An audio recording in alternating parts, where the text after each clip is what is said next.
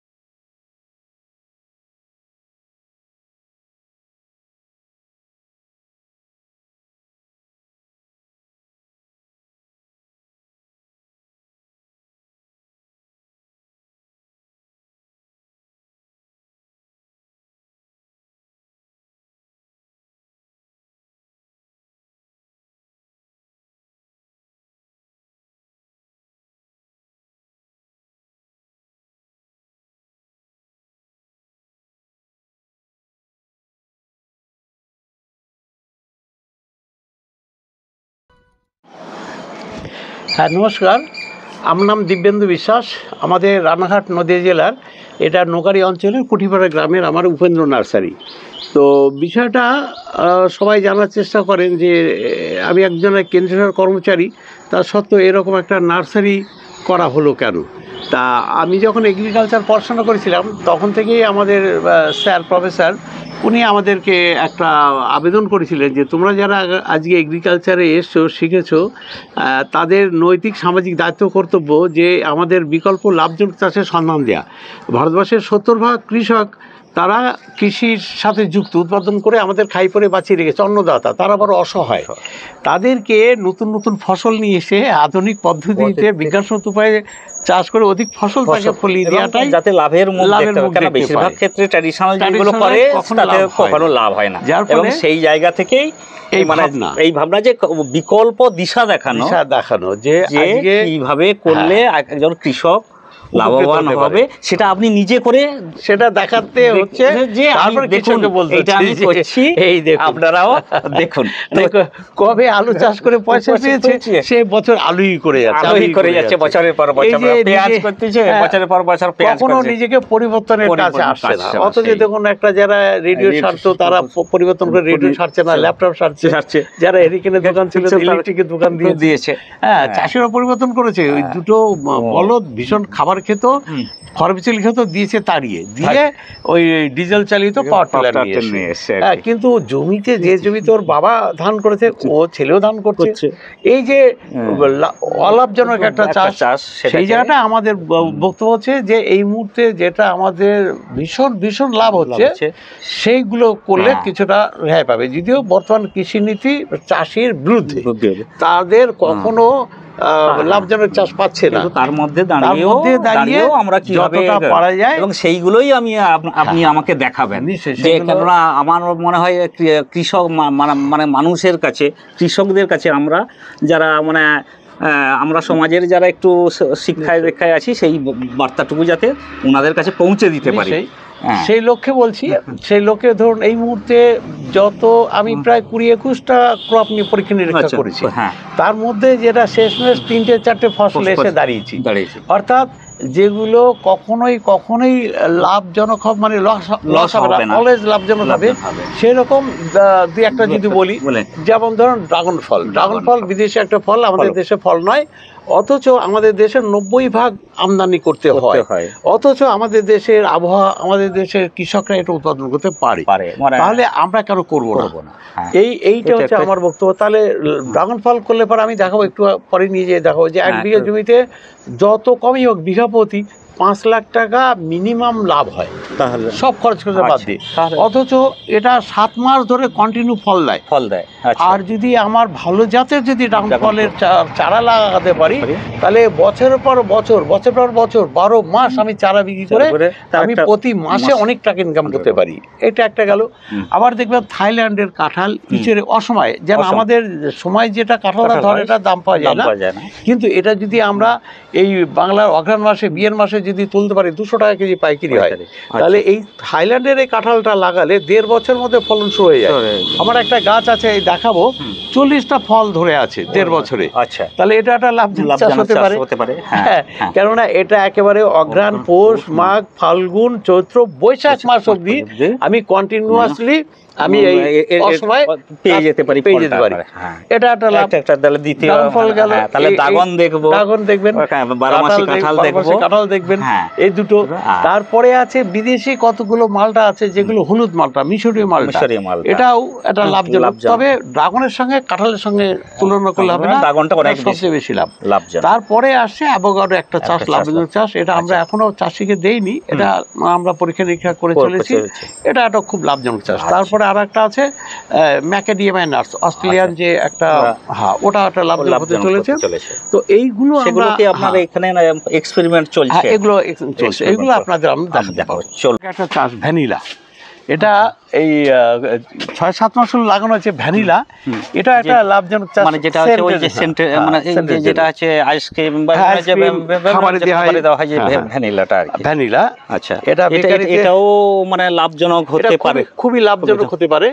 এটা ধরুন আমাদের আমবাগান, পরিত্যক্ত আমবাগান যেখানে ছায়া আছে, সেই ছায়াতে লাগানো যেতে পারে। এটা আমাদের কাছে 2000 টাকা কেজি বিনগুলো নেবে, আর ওটা প্রসেস করলে 40,000 টাকা। তো আমাদের অত দরকার নেই, 2000 টাকা কেজি, সেখানে 500 টাকা কেজি বিক্রি করলে অনেক প্রফিট। ওই এক থোকায় দেখেছি 500 গ্রাম করে হয় এক থোকায়, তা অনেকগুলো থোকা হবে।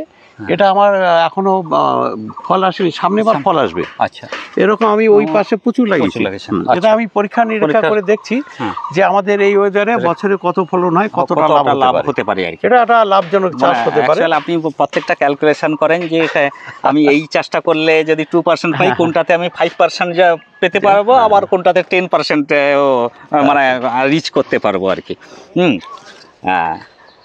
এটা হচ্ছে বানানা ম্যাঙ্গো, হ্যাঁ, থাইল্যান্ডের banana থাইল্যান্ডের বানানা ম্যাঙ্গো, আর এবং এটা টেস্টও হলো খুবই মিষ্টি। আচ্ছা, আর একটা আটি নেই বললেই আচ্ছা, চলে। দুটো কালারের থাকে, একটা রেড বানানা, একটা হ্যাঁ, ইয়েলো বানানা। হ্যাঁ, হ্যাঁ, হ্যাঁ।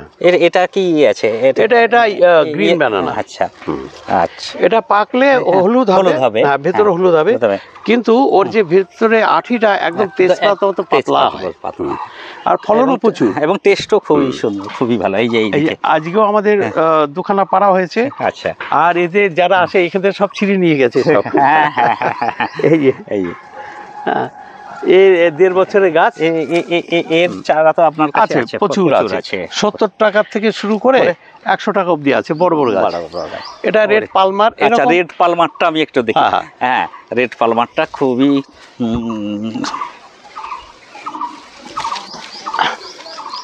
এটা রেড পালমার। আচ্ছা, এটাও 1 বছরের গাছ। আচ্ছা, 1.5 বছরে প্রচুর ফল আসে, প্রচুর ফল আসবে।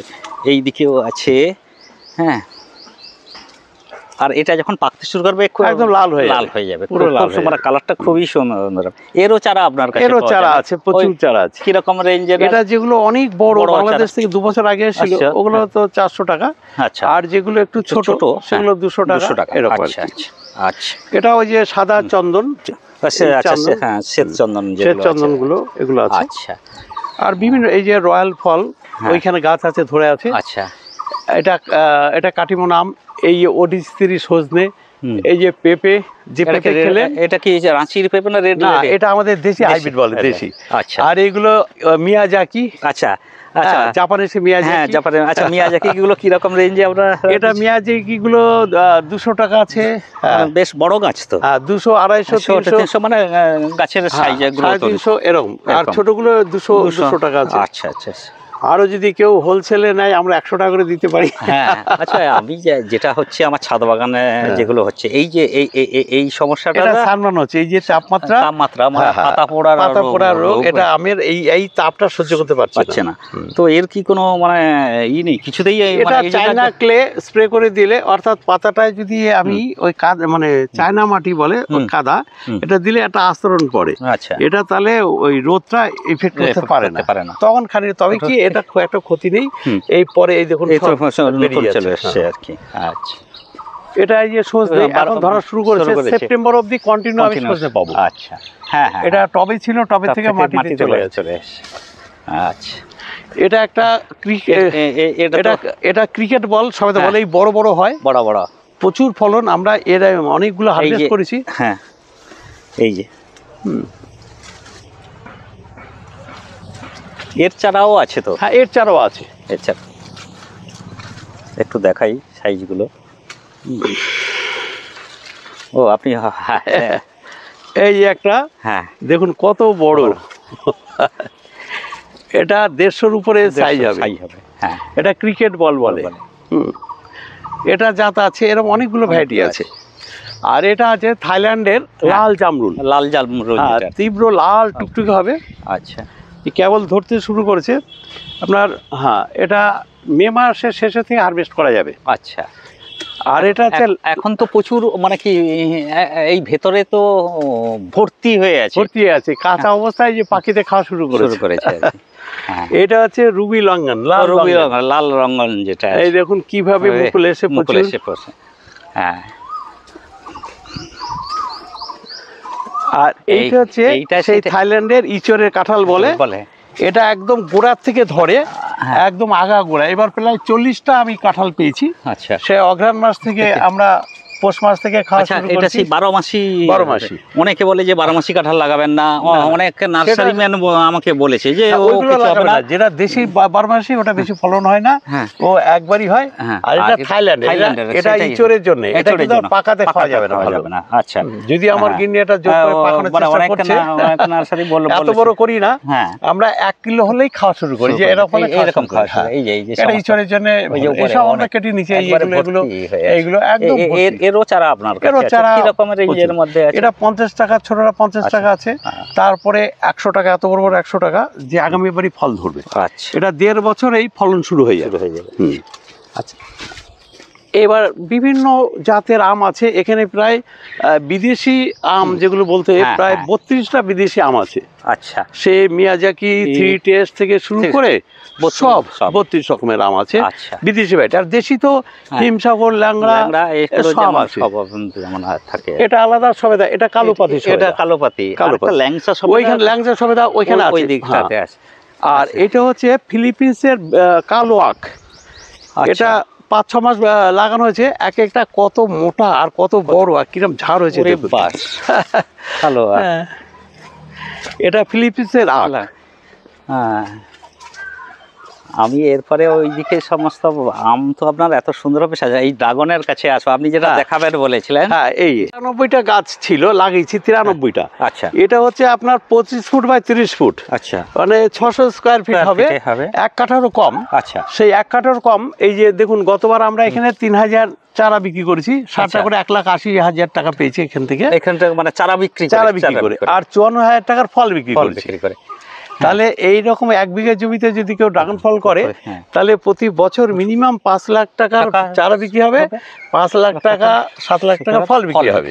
এটা হচ্ছে সবচেয়ে লাভজনক চাষ। আর এই যে ফলগুলো বিক্রি করতে তো কোনো অসুবিধা নেই, অসুবিধা মানে নেই। আপনাদের বাগানে এসে বাগানে সব যারা বড় বড় পাইকাররা আছে, আচ্ছা। যারা বিগ বাজারে দেয়, হ্যাঁ। তারা আমাদের এখান থেকে এসে সব নিয়ে যায়। নিয়ে চলে যায়। হ্যাঁ, হুম। সেটা অতএব স্বাভাবিক, মানে পাশাপাশি বিপণনের কোনো অসুবিধা না, নেই আর কি। কোনো অসুবিধা নেই। অসুবিধা আমি নেই। প্রায় 16-17 বছর অতএব ধরে চাষিদের যুক্ত উদ্বুদ্ধই হয়ে আছি। করা যায়। হ্যাঁ হ্যাঁ, নিশ্চয়ই এটা যে খুবই একটা লাভজনক। পাশে আমি বাগানে লাগিয়েছি, সেটা আমি এক্ষুনি নিয়ে যাবো, আপনাদের দেখাবো। যে সে মাত্র 2021 সালে মানে 17ই আগস্ট থেকে এখন অবধি প্রায় 16 লক্ষ টাকা আয় করেছে চারা দিয়ে, হ্যাঁ। ফল বিক্রি করে 16 লক্ষ টাকা আয় করেছে। মাত্র আচ্ছা। 20,000 টাকা ইনভেস্ট করেছে 2021 সালে, সেটা আমরা দেখাবো। হ্যাঁ, ঠিক আছে। ঠিক আছে। আচ্ছা, এগুলো তো বেশ মানে বড় টবে এবং গ্রো ব্যাগে বসানো আছে। হ্যাঁ, হ্যাঁ। এগুলোকে বিক্রির জন্য না এগুলো সব বিক্রির জন্য। বিক্রির জন্য? হ্যাঁ, যারা ছাদ কৃষিতে পছন্দ করেন, হ্যাঁ। তারা ওই যে আমার কামরাঙা রয়েছে, মালটা রয়েছে, আম রয়েছে, এগুলো সবই বিক্রির জন্য। আচ্ছা, এই যে এটা আম, হুম, এটা হচ্ছে কাটিমন আম। আচ্ছা, কাটিমন। আচ্ছা, এটা কাটিমন, কাটিমন। এগুলো কাটিমন। এটা তো 3বার ফলবে। হ্যাঁ, 3বার ফলবে। এই যে খুবই ভালো। এখানে এসে দেখুন যে কিভাবে মুকুল আসছে, আবার গাছে ধরে আছে। এইগুলো কি রকম দাম কেউ? হ্যাঁ, এই গ্রো ব্যাগ এগুলো সব সেটিং মাল। এটা হ্যাঁ, হ্যাঁ। এটা আমরা টোটাল নেই 500 টাকা। আচ্ছা, টোটাল নিয়ে সব, তাদেরকে আর কিছু করতে হবে না, একবারে সেট করা হয়ে আছে আর কি। আর এই গত 1 বছর লাগিয়েছি রয়্যাল ফল বলে, এই সারা গাছ দিয়ে টক, এগুলো আমরা টক খাই। ও আচ্ছা, এই গাছগুলো মানে রয়্যাল ফল মানে কামরাঙ্গা, যেটাকে না কামরাঙা না, ও আচ্ছা, এই যে ফলগুলো এই যে ধরে গেছে, রয়্যাল ফল এইগুলো আমরা ডালে দিলে টক টক হয়। এই দিকেও সব এগুলো বিক্রির জন্য। এগুলো ওই দাম একটু কম বেশি আছে। হ্যাঁ, এগুলো কোন প্রজাতি? মানে বিভিন্ন রকমের আছে। বিভিন্ন রকমের আছে। ও ট্যাগ মিয়াজাকি থেকে শুরু করে কিউ যাই, এইটা আছে কিউ যাই। আচ্ছা, এটা তো মুকুল এসে। হ্যাঁ, আর এটা হচ্ছে এই কাটিমন। আচ্ছা, কাটিমনের তো এই কাটিমন ধরুন, এটা বাতি হয়ে গেছে। এগুলো সব আর কিছু আবার মুকুল আসছে। এই যে সব, এই যে মুকুল আসছে, এই যে সব, এগুলো সব মুকুল আসছে। হ্যাঁ, এটা কাটিমন, এটাও কাটিমন। হ্যাঁ, এই দিকটাতে এটা কাটিমন। ওই যে কাঁঠাল, ওই যে কাঁঠাল, ওই 12 মাসি, যে 12 মাসি কাঁঠাল। এই দেখুন এই আমগুলো আছে, আবার দেখুন প্রত্যেকটা ডগায় মুকুল আসছে।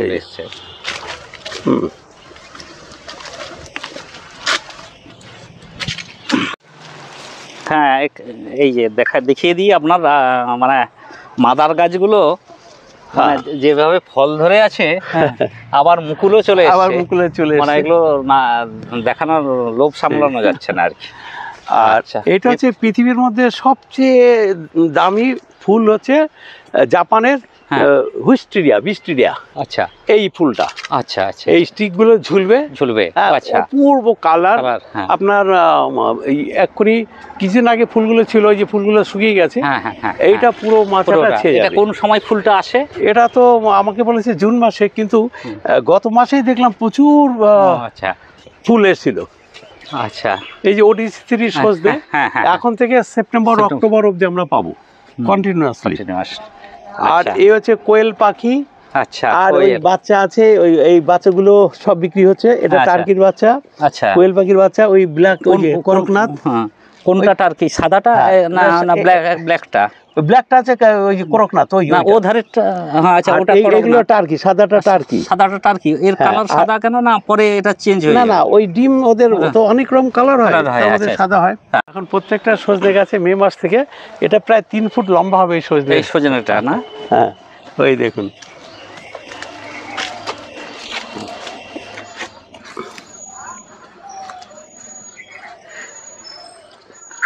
আর একটু এটা কাটিমন। একদম, হ্যাঁ ওটা কাটিমন। আচ্ছা, এছাড়া প্রচুর আছে প্রচুর আমাদের। আছে, আপনারা আছে তো, আমার ওই সাইজ অনুযায়ী বলছে হ্যাঁ, যে ওই 70 টাকা থেকে শুরু করে একদম বড় অবধি বড় আছে। অবধি আছে, মানে একবারে রেডি চারা, একবার ready যারা চারা ছাদ আছে। বাগানি হ্যাঁ, একবারে ready মাল পাবেন। আসুন, ঠিক আছে। 5-7 কিলো করে ধরে। আচ্ছা, এটাও খুব ভালো ভালো আম, আম। থাইল্যান্ডের। হুম, হ্যাঁ, এটাও দোফাল আম বলে, দোফাল এটা আম। দারুণ ফলন। আচ্ছা এগুলো আপনারা নিতে পারেন, খুব ভালো। আচ্ছা। আর এগুলো যে এই গাছগুলো যে কি রকম রেঞ্জ? এগুলো হচ্ছে দাম হচ্ছে 150 টাকা করে। 150 টাকা করে। অনেক বড় গাছ, অনেক এই যে, বড় গাছ। অনেক বড় গাছ। হ্যাঁ, আর নিয়ে গেলে এবারে ফল দেখবেন। হ্যাঁ, সঙ্গে সঙ্গে। তারপরে ওখানে লঙ্গান আছে বিভিন্ন জাতের, ওই লঙ্গান আশফল। হ্যাঁ হ্যাঁ, ওটা আশফল। পিং পং ওই দিক দিয়ে ওই যান। দিক দিয়ে যাও। আচ্ছা, এই থ্রি টেস্ট, মিয়াজাকি, কিউজাই, নামডগমাই, আচ্ছা 29টা ভ্যারাইটি আছে variety এখানে। আছে আর কি। 29টা ভ্যারাইটি। আর দামগুলো ওই রকম? দামগুলো ওই 70 টাকা থেকে 200, 250, 300, 400। যেটা মিয়াজাকি বাংলাদেশ থেকে এগুলো বড় বড় দেখছেন না, 3 বছর আগে বাংলাদেশ থেকে এসেছে। কোনটা এইগুলো? হ্যাঁ, এইগুলো হ্যাঁ, এটা নামডগমাই, কিউজাই, আর একটা আছে আপনার রেড আইভরি, রেড আইভরি, হ্যাঁ, চাকাপাত, চিয়াংমাই, হ্যাঁ। এইগুলোর ভিতর ভর্তি আছে। ভর্তি আছে আর কি। ওই যে একটা আম ধরে আছে, এটা কি বুঝতে পারছি না।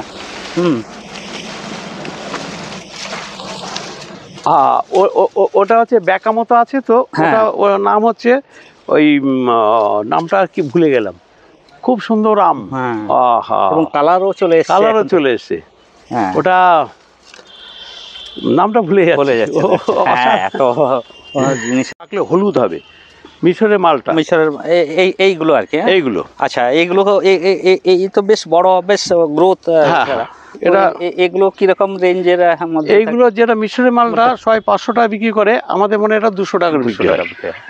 আর একটা আছে ওই কম দাম, ওই 40 টাকা আছে, ওই পাশে আছে 40 টাকা। আচ্ছা, ভিয়েতনামি নারকেল আছে, ভিয়েতনামের আছে। হ্যাঁ, এই যেগুলো ভিয়েতনামের সেগুলো 100 টাকা, 150 টাকা, ভিয়েতনামি 40 টাকাও আছে। আচ্ছা, 40 টাকা থেকে শুরু করে। হ্যাঁ, আবার ওইখানে বড় বড় আছে 250 টাকা, 300 টাকা। হ্যাঁ, আচ্ছা, এখানেও আম আছে, অনেক প্রজাতির আম আছে। আচ্ছা। আবার এখানে ওই আশফল বলে লঙ্গান, হ্যাঁ হ্যাঁ, লঙ্গানের এখানে অনেকগুলো ভ্যারাইটি আছে আর কি। আর এগুলো সেই এটা আছে সেই আপনার সেই আপেল হরিমন। আচ্ছা, হরিমন 99 আর কি। সফল হয়নি না? আমারও একটা গাছ আছে, কিন্তু ফুল আসছে, কিন্তু কিছু নেই। আমারও ওই বড় একটা গাছ আছে, ওখানে 12টা ফল এসেছিল, ঝরে গেছে। এগুলো এসে ওই যে ফল দাঁড়িয়েছে, ওই রামবুটান। হ্যাঁ, ওই যে, হ্যাঁ, ওই যে ফুল। গতবার আমার 28 কেজি হয়েছিল এটা। আচ্ছা, এগুলো চারা কি? এগুলো চারা প্রচুর আছে। আচ্ছা, সেগুলো কি রকম রেঞ্জ? আচ্ছা, ওটা 350 টাকা। এটা কি আজওয়া খেজুর? আজওয়া না, বারহি। আচ্ছা আচ্ছা, কিন্তু কোনো বেরিয়েছে, চারা বেরিয়েছে। আচ্ছা, এটা বাংলাদেশের এটা গোল্ডেন 8 পেয়ারা। এটা খুব ভালো উচ্চ ফলনশীল গোল্ডেন 8, বাংলাদেশে ব্যাপক চাষ হচ্ছে। এটা সেই পেঁপে খেলেন, সেই হাইব্রিড পেঁপে। আর ওইটা চন্দন। আচ্ছা, শ্বেত চন্দন।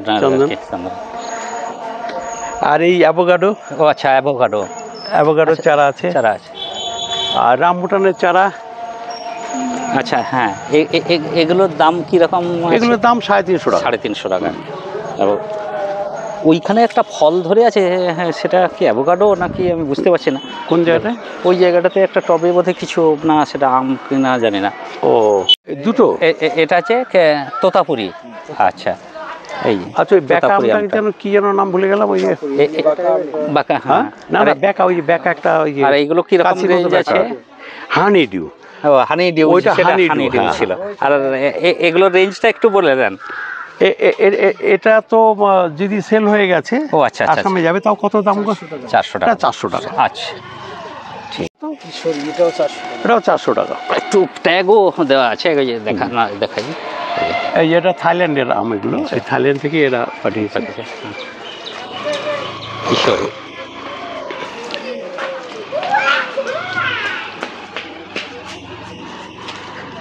লম্বা লম্বা থোকা থোকা হয়, হ্যাঁ, প্রচুর প্রচুর ফলে এবং প্রচুর মিষ্টি। প্রচুর মিষ্টি। হ্যাঁ, আমার একটা বড় গাছ ছিল, আর এর তো চারা আছে, এর চারা আছে, হ্যাঁ, সবই আছে। এগুলো সেই চারাগুলো এগুলোর কিরকম দাম আছে? কত?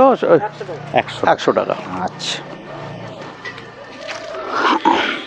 এই যে কাঁঠাল, হ্যাঁ, এগুলো এই- সেই হ্যাঁ, যেটা দেখা হ্যাঁ, 12 যেটা মাসি দেখালাম আর কি, সে 12 12 মাসি মাসি। কাঁঠালগুলো আর কি। ছাই কাঁঠাল। এর তো বড় আছে, এত বড় বড়, বড়। ওটা 500 টাকা। 500 টাকা। এটা 350 টাকা।